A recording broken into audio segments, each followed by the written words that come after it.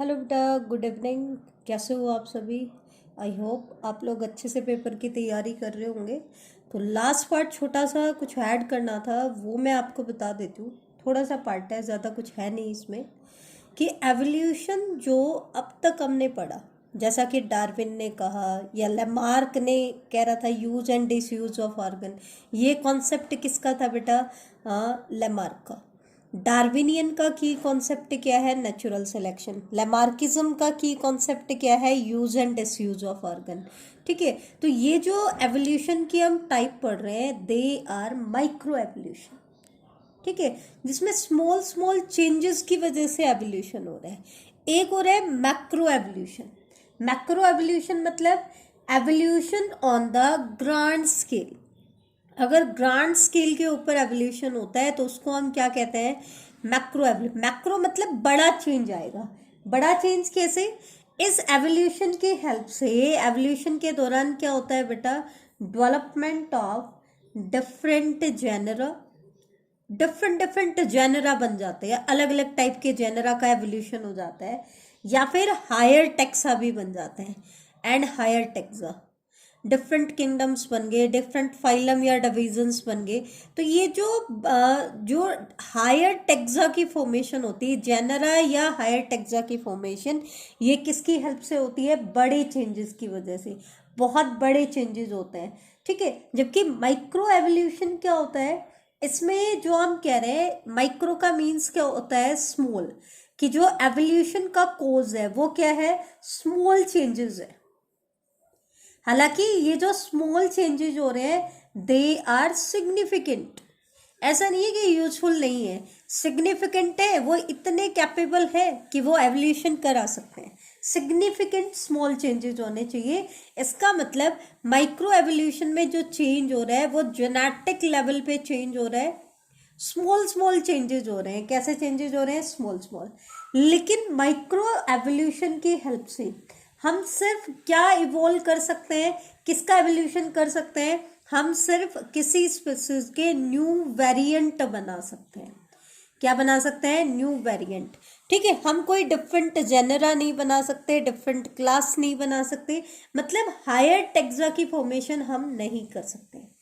लेकिन micro micro evolution जो है, ये सिंपली क्या करता है? कॉमन कैरेक्टरिस्टिक को चेंज कर देता है। एक पर्टिकुलर स्पीसीज है, उसके कॉमन कैरेक्टर्स में क्या कर देता है बेटा? चेंज कर देता है, जिसकी वजह से एक न्यू वेरिएंट आपका डेवलप हो जाता है। क्या डेवलप हो जाता है? न्यू वेरिएंट डेवलप हो जाता है।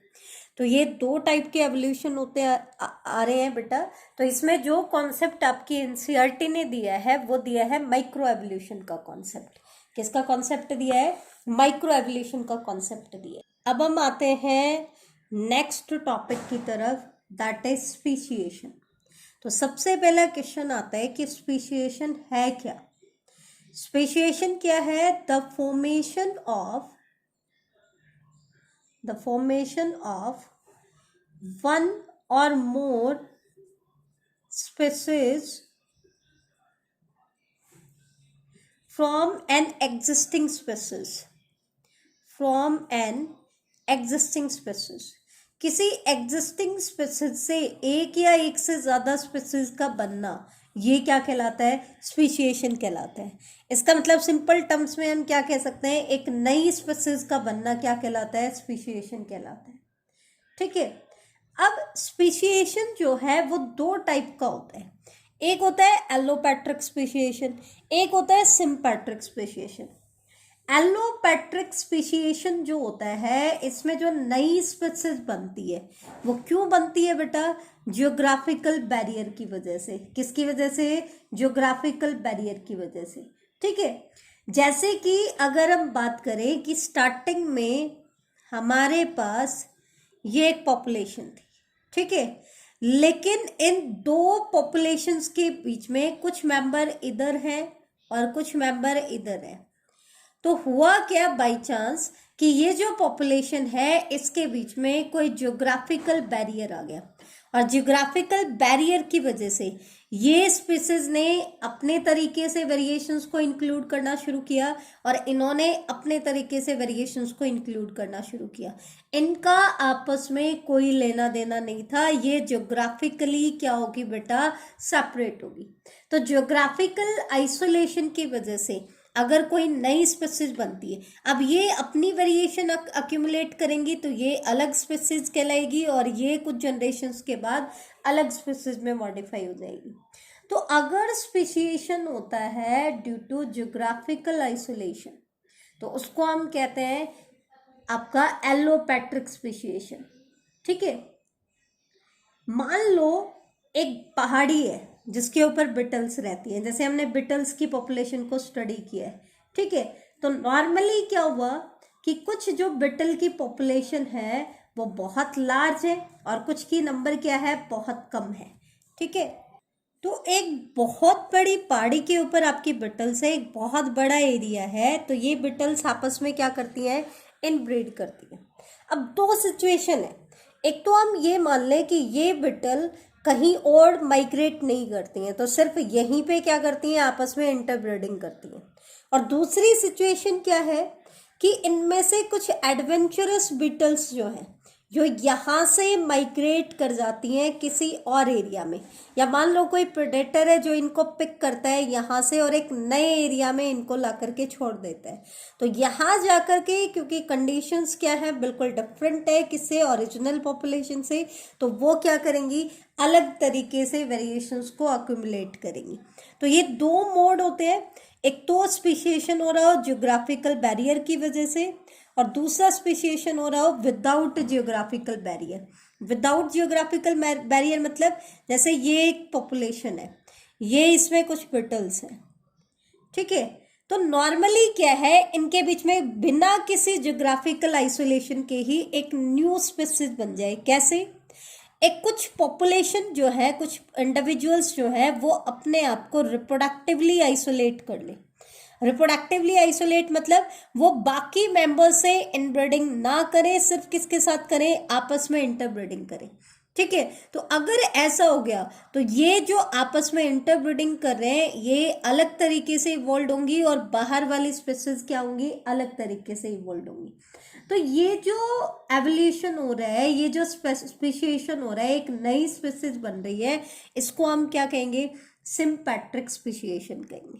तो दो टाइप का स्पेशिएशन है, एलोपैट्रिक जो जियोग्राफिकल बैरियर की वजह से हो, सिम्पैट्रिक जो जियोग्राफिकल बैरियर की वजह से नहीं होता, तो फिर विद इन ओरिजिनल पॉपुलेशन, उसी पॉपुलेशन में रहते हुए ये अपने आप को रिप्रोडक्टिवली आइसोलेट कर लेते हैं और एक नई स्पीसीज में मॉडिफाई हो जाते हैं। ठीक है, अब क्वेश्चन आता है कि इनके फैक्टर्स कौन कौन से हैं जिनकी वजह से स्पेशिएशन होता है। तो बेटा जो फैक्टर स्पेशिएशन कॉज करते हैं उनमें से मेन फैक्टर कौन कौन से हैं, जेनेटिक ड्रिफ्ट, जिसको हम राइट इफेक्ट भी कहते हैं। जेनेटिक ड्रिफ्ट हम ऑलरेडी डिस्कस कर चुके हैं कि जिसमें कोई नई स्पीसीज इवॉल्व हुई है और वो सेलेक्ट हो जाए विदाउट एनी एडवांटेजियस वेरिएशन। ठीक है, और ये जेनेटिक ड्रिफ्ट मेनली किस में होता है, स्मॉल पॉपुलेशन में होता है। तो ये सैम्पलिंग एरर की वजह से होता है। सैम्पलिंग एरर क्यों, क्योंकि यहाँ पर जो नई स्पीसीज इवॉल्व हो रही है उसका सिलेक्शन जो है वो स्मॉल पॉपुलेशन की वजह से हो रहा है। अगर लार्ज पॉपुलेशन होती तो वैसे रिजल्ट्स देखने को नहीं मिलते। जैसे कि हमने ब्लू बिटल्स का एग्जांपल दिया था कि ब्लू बिटल कोई एडवांटेजियस कैरेक्टर नहीं था, लेकिन बाई चांस इवेंट है यहाँ पे, तो ये सैम्पलिंग एरर की वजह से होता है। ठीक है, तो ये चीज आपको ध्यान रखना है कि ये हमेशा किसकी वजह से होता है, सैम्पलिंग एरर की वजह से। दूसरा फैक्टर है नेचुरल सिलेक्शन, ये हम पहले ही पढ़ चुके हैं, जो कि डार्विन ने भी कहा था कि यहाँ पे जो सिलेक्शन करेगा किसी भी इंडिविजुअल का वो कौन कर रहा है, नेचर। और वो किसको सिलेक्ट कर रहे हैं, एक एडवांटेजियस वेरिएशन जिसमें प्रेजेंट कंडीशंस के अकॉर्डिंग जिसमें एडवांटेजियस वेरिएशंस होगी उसको सिलेक्ट करेगा। और जिस इंडिविजुअल को नेचर सेलेक्ट करेगा वो आउटब्रीड करेगा, मतलब that means it produce more progeny then the others, तो उसकी पॉपुलेशन बढ़ती जाएगी और दूसरे की पॉपुलेशन क्या होती जाएगी बेटा, रिड्यूस होती जाएगी। तीसरा फैक्टर क्या है, रिप्रोडक्टिव आइसोलेशन। कि एक with in the same population, उसी पॉपुलेशन में रहते हुए कुछ इंडिविजुअल्स ने अपने आप को रिप्रोडक्टिवली आइसोलेट कर लिया, मतलब वो बाकी मेंबर्स के साथ रिप्रोडक्शन नहीं कर रहे। इसका कारण क्या हो सकता है?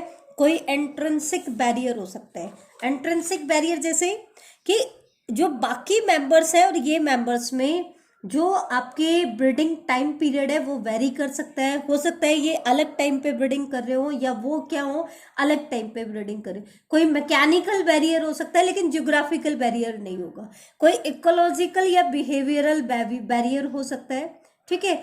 या फिर हो सकता है कि अगर वो हाइब्रिडाइजेशन करे तो स्टेरिलिटी आ जाए। कोई भी कारण हो सकता है, लेकिन कारण क्या होगा? कोई एंट्रेंसिक बैरियर होगा। क्या होगा? एंट्रेंसिक बैरियर, जिसको हम रिप्रोडक्टिव आइसोलेटिंग मैकेनिज्म भी कहते हैं, ठीक है। जेनेटिक ड्रिफ्ट के बारे में हम थोड़ा सा और देख लेते हैं। जेनेटिक ड्रिफ्ट जो है उसके दो एग्जांपल्स आते हैं। एक तो आता है बॉटलनेक इफेक्ट और दूसरा आता है फाउंडर इफेक्ट। एक तो जेनेटिक ड्रिफ्ट में आप हमेशा ध्यान रखना, जैसे कि हमने बिटल्स के केस में पढ़ा था, हमारे पास रेड बिटल्स थी और कुछ ब्लू बिटल्स थी, ठीक है। बाई चांस क्या हुआ? एलिफेंट स्टम्प की वजह से सिर्फ ब्लू बिटल सरवाइव की। हो सकता है ब्लू बिटल और भी हो, लेकिन वो वैनिश आउट हो गई, सिर्फ कुछ ब्लू बिटल्स बची। तो देखो, पहले इस पॉपुलेशन में वेरिएशन ज्यादा थी, रेड और ब्लू दोनों तरह की बिटल्स थी, लेकिन जेनेटिक ड्रिफ्ट की वजह से वेरिएशन क्या होती है बेटा? रिड्यूस होती है। अब ये रिडक्शन किस रीजन की वजह से है? उसके दो इफेक्ट आते हैं। एक तो आता है बॉटल नेक इफेक्ट, एक आता है फाउंडर इफेक्ट।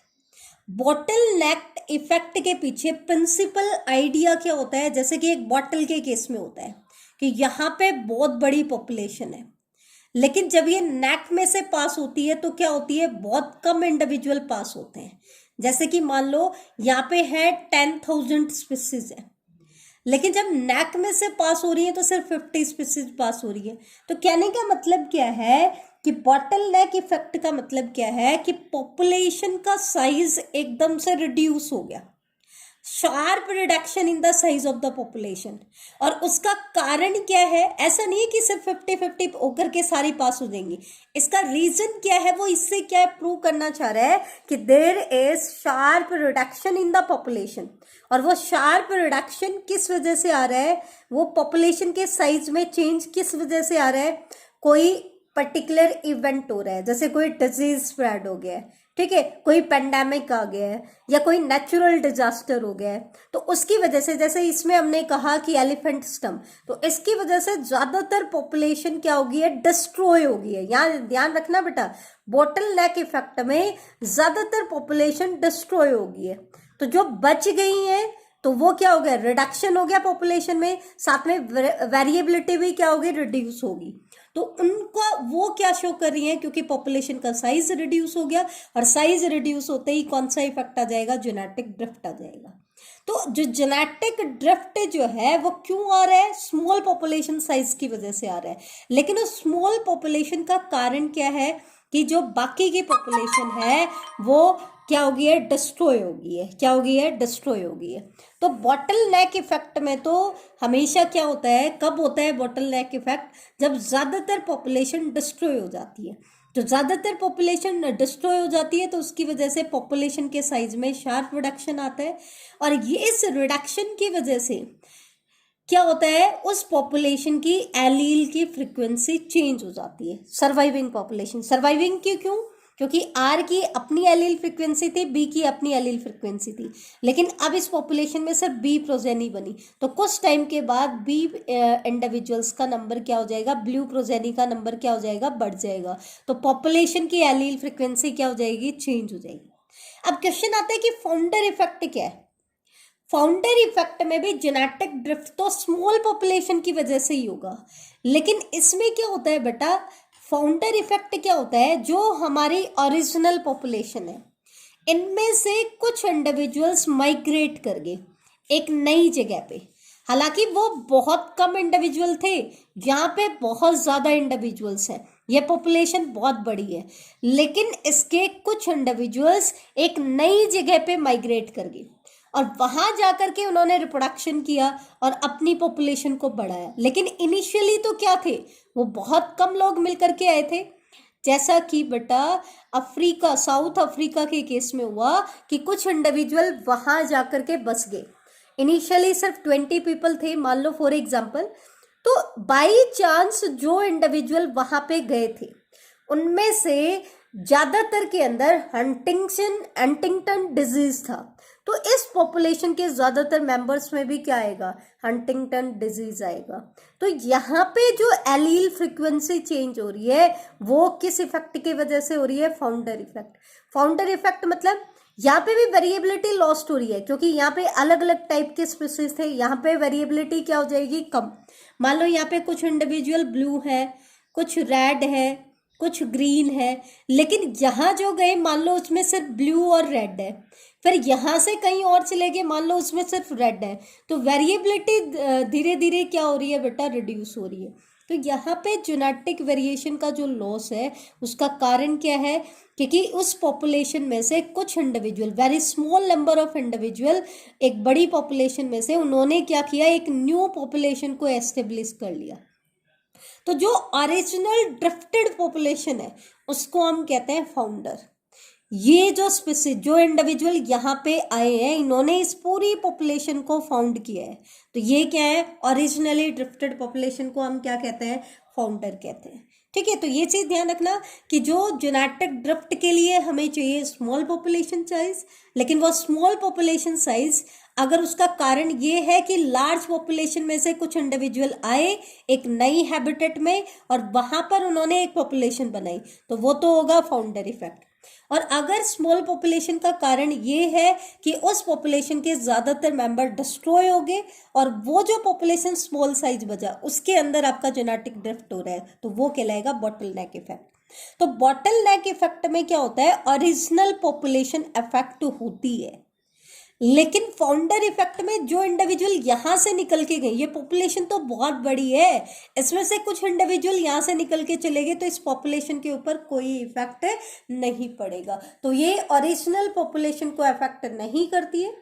यहाँ पे कोई नेचुरल क्लैमिटीज नहीं है, यहाँ पे क्या है, नेचुरल क्लैमिटीज की वजह से, इन्वायरमेंटल फैक्टर्स की वजह से या किसी डिजीज की वजह से क्या हो गया है, पॉपुलेशन रिड्यूस हो गया है। तो ये तो था बेटा आपका स्पीशिएशन के बारे में। अब हम थोड़ा सा डिस्कस कर लेते हैं डार्विनियन थ्योरी ऑफ एवोल्यूशन के बारे में।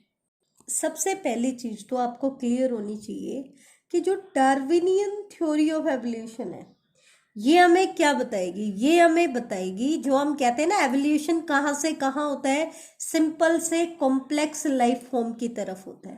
तो Darwin theory of evolution tells us how life evolve from simple to more complex form. Simple से मोर कॉम्प्लेक्स फॉर्म में लाइफ कैसे इवॉल्व हुई। हालांकि मेंडल ने हमें बताया था पेरेंट से प्रोजेनी में ट्रेट इनहेरिट कैसे होगा, ठीक है, ये हमें बता रहा है कि सिंपल से कॉम्प्लेक्स लाइफ फॉर्म कैसे बनेगी। लेकिन इनमें से कोई भी थ्योरी हमें ये नहीं बता रही कि फर्स्ट लाइफ फॉर्म कैसे इवॉल्व होगी। वो हमें किसने बताया, केमिकल एवोल्यूशन थ्योरी ने। ठीक है, तो ये चीज ध्यान रखना बेटा। डार्विनियन थ्योरी जो है ये दो साइंटिस्ट ने दी है, Charles Robert Darwin and Alfred Russell Wallace. Alfred Russell Wallace, ये दो साइंटिस्ट है। हालांकि मेन रोल डार्विन का ही था, इसलिए इसको डार्विनियन थ्योरी भी कहते हैं। ठीक है, 1858 में ये थ्योरी अनाउंस हुई थी। एक्चुअल में ये जो थ्योरी थी वो इन दोनों की ऑब्जर्वेशंस के ऊपर बेस्ड थी, इनकी रिसर्च के ऊपर बेस्ड थी। चार्ल्स डार्विन ने तो जो भी रिसर्च की ना बेटा वो किसके ऊपर की थी, इसने एक वॉवेज किया था, सी वॉवेज। सी वॉवेज मतलब शिप के थ्रू ये मूवमेंट कर रहा था और इसके शिप का नाम क्या था, वो एक शेल शिप थी और उसकी शिप का नाम था HMS बिगल। जब बेटा ये सिर्फ 22 ईयर का था तब इसने इस वॉवेज को स्टार्ट किया था और लगभग 5 सालों की ये वॉवेज थी, जिसमें उसने साउथ अमेरिका और उसके आसपास जितने भी आइलैंड थे कोस्टल एरियाज में उनको इसने स्टडी किया था और वहां से सैंपल को कलेक्ट किया था। और वहां से आने के बाद इसने अपनी रिसर्च की थी अपने सैंपल्स को स्टडी किया था आने के बाद। जबकि जो अल्फ्रेड रसल वेलिस था, इसकी जो ऑब्जर्वेशंस थी वो मले आर्चीपेलागो पे डिपेंडेंट थी।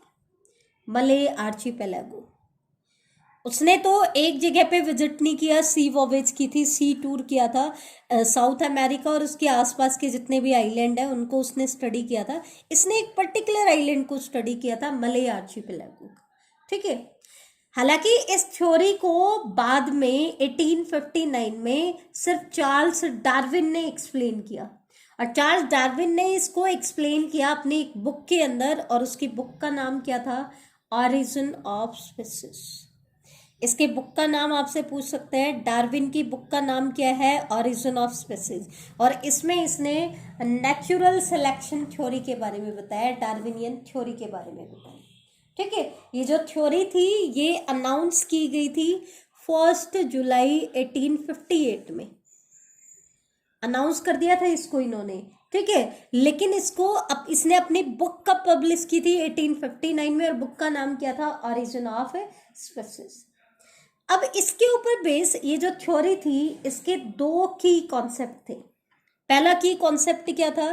Varying degree of similarities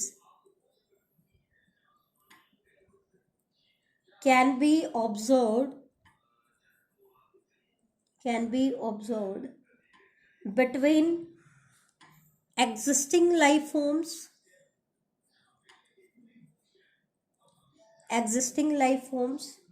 and those existing millions of years ago,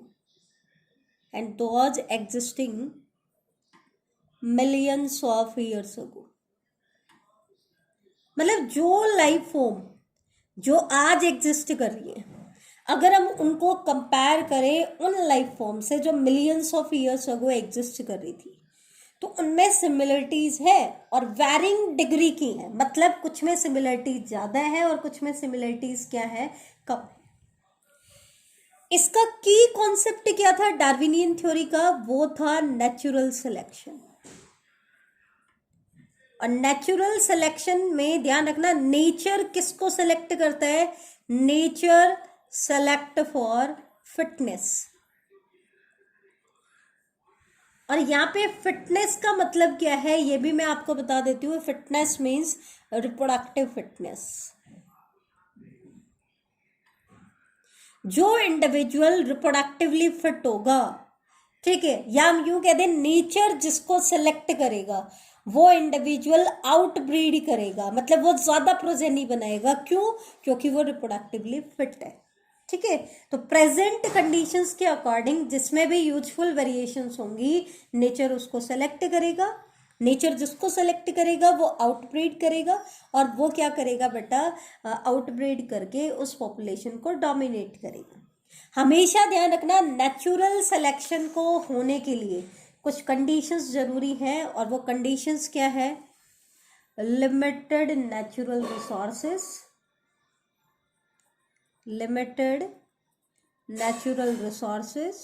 कि नेचुरल रिसोर्सेस क्या हो? लिमिटेड हो।